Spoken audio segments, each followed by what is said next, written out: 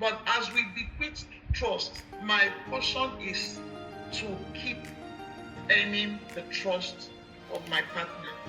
So I think it's both. It should all both be bequeathed and also earned. Because if you entirely say, "Oh no, don't bequeath," it means that we can all start this marriage together, looking at eyeing the other person and wondering who he or she is. So I think we should bequeath, and then I fight personally to keep it, to earn the trust of the other person, while he should aim at earning my own trust in the journey. Thank you so much. So it's balanced gospel, bequeath, and then earn the trust. It's like salvation. We get salvation free of charge, but the Bible still says, "Work out your salvation with fear and trembling." That's how trust is. Yes, you should bequeath. Anybody who is not bequeathing on the spouse, that trust and other, you've started on a wrong note. So you should bequeath. But that spouse should also, from that point, begin to earn. That's just always remember salvation. That's how it is. So the areas of trust and distrust, let me just outline those areas so that we can go straight deep down into the various discussions. One is money. There's a lot of mistrust around money. Thank you, Pastor Charity, for your session. And it's around money making, saving, investing, and spending on things and on persons. Money. The second one is phone. The phone is about contacts, chats, the films we watch, and the transactions we make through phones. The third thing is investment. Business investments, investments to our own families, our own family, not the nuclear one. And then investments for bogus persons like exes. And investments to people that leech around us, like the ones that they call side chicks and side husbands. I hope there's side husbands. So these are the things. Then relationship. The relationship that you keep outside the family, hideous relationship you want with bogus persons, relationship that you want to keep maintaining, and then communication, what we wish to hide and continue. These are the areas that we have that are the areas for mistrust, and we decided to bring them out so that we can look at them and put it on the table. The social media, I have been calling the social media because they are the ones that are selling a lot of mistrust, and we bringing up our attention to it. Sometimes you see a man that is taking a bath, and then his phone rings, and the wife is going to aside. The man will come out from the bath and almost fall down when he's struggling. What are they trying to say? That some people are so they mistrust and they distrust their spouses, that they don't know what that person will do with that phone, or they have something they are doing that they don't want that spouse to see. And so when they do it, we all laugh, but they add something to us. That's why I say we mean to be adding rituals because when you watch this video and you laugh, it's adding something to you about mistrust that is very common and all that. But you also need to add something positive. So these are the areas of mistrust. So I want to ask us, what are the triggers? What are the things that triggers a spouse to feel that this my husband or this my wife does not trust me? What are the things? What are the things? Can we talk about what are the things? Well, as I continue, please make sure that you let me, you can interrupt me. So the triggers, one of them is strictness. When you see somebody that is very strict in password secrecy, that's the password. The preacher was saying you have PIN, you have code, you have facial recognition, you have this thing. You see, when you think about it, when you are putting those codes in your phone, You are actually putting it because you don't trust people that when you leave the phone, they will leave your account alone. When they have access to your phone, they do some things, they can take your money, and it's actually mistrust of the community you are staying in that makes you to add those things. So if you are very strict within your family and you can do anything to prevent your spouse from having that code, there is something.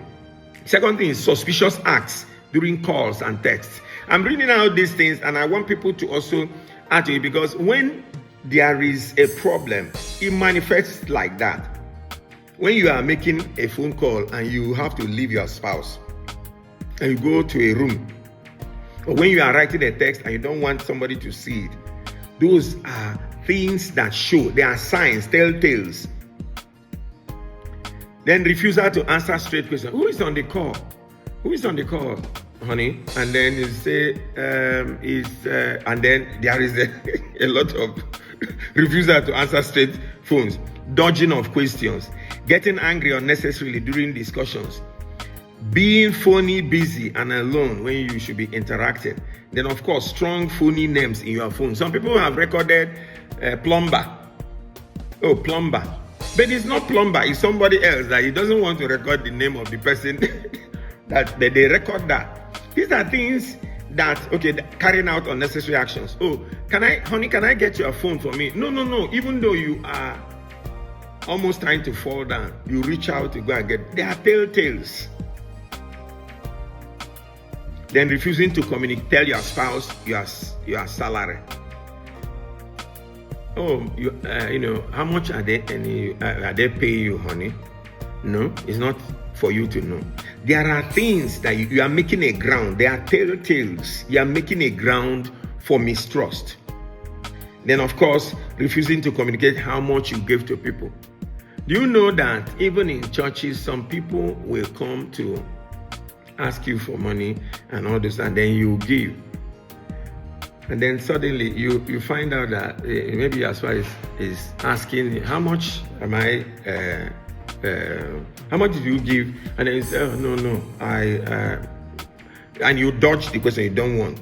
There are many other things. Then, of course, hiding physical money, hiding earnings and spending, and so many other things. So now, these are the issues. Are there other triggers? Are there other telltales and all that? Relationships, hiding relationship, especially with the opposite sex. You don't want any other person to know that this is the relationship you have with this spouse, with this person. Are there other things? It looks as if I'm the only one talking. Hello? I thought I raised my hand. Oh no, I didn't see it. Okay, go ahead, please. Just open your this thing and speak. Okay, sir. Thank you, sir.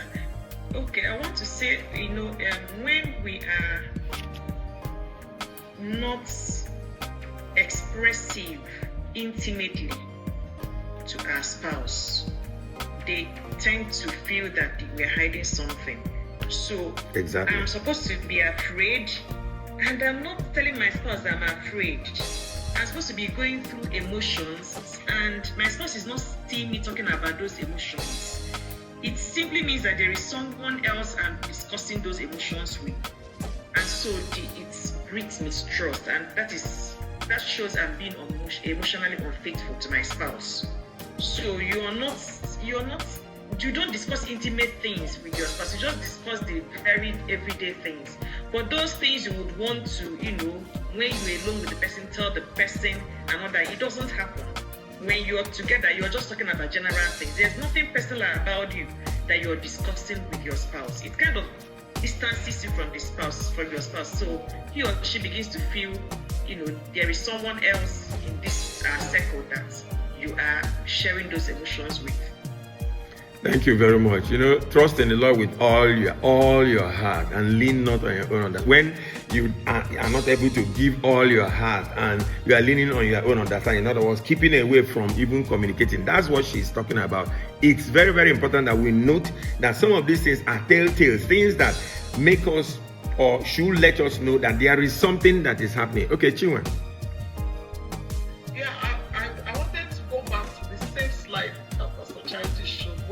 she highlighted 3 things that I thought that can be a problem in marriage. She talked of finance, but one other thing she talked about was communication.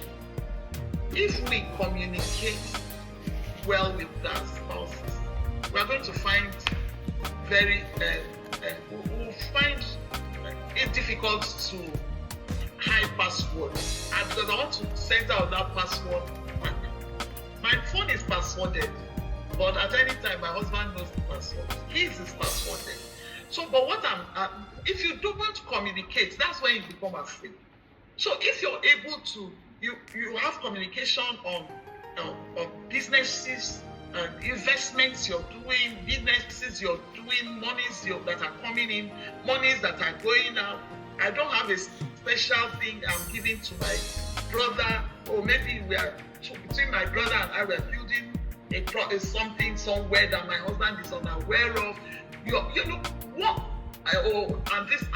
It has to be in communication. So if you're able to talk to one another about things, and you're open to one another in every way, that same passage of 2 of them were together, naked and not ashamed. If there's nakedness, then we won't jump out of the bathroom to pick up a phone when we know that our spouse is around the phone and can actually pick it up for us and probably say something, oh, she's coming out, she'll be with you and all that. Communication is key. So sometimes it's not really evil, but the thing is that you haven't told him or her, and so you don't want him to find out. So make out time to tell him or her, I actually get so and so 50,000 because this. Oh, okay. Then you're not afraid that an alert is going to come in while he's handling the phone of 50,000. He said, why did you give Ebuka 50,000? Praise the Lord. Thank you so much. Before I call Israel, somebody put on the chat, when you say you are going to Abuja, and I later find out you are in Port Harcourt. Please, this is typical. There are very little things that can open up and be a telltale to the fact that there is mistrust or there should be mistrust. I mean, one day we were in a taxi, we were in a hold-up, and a taxi was very close to us. You know, these people that answer a public phone, when they are talking, it's like they are on their cell phone, but they are talking as if they are addressing the public. And the guy said, he was in Abuja, the guy said, yes, we said now, yes. If you come to that filling station, I'm there, right there. We knew we were in Gariki. Every one of us, including all the other vehicles, the vehicle just shook their head and said Nigerians can be terrible. This is it. When that kind of thing happens, it's a telltale.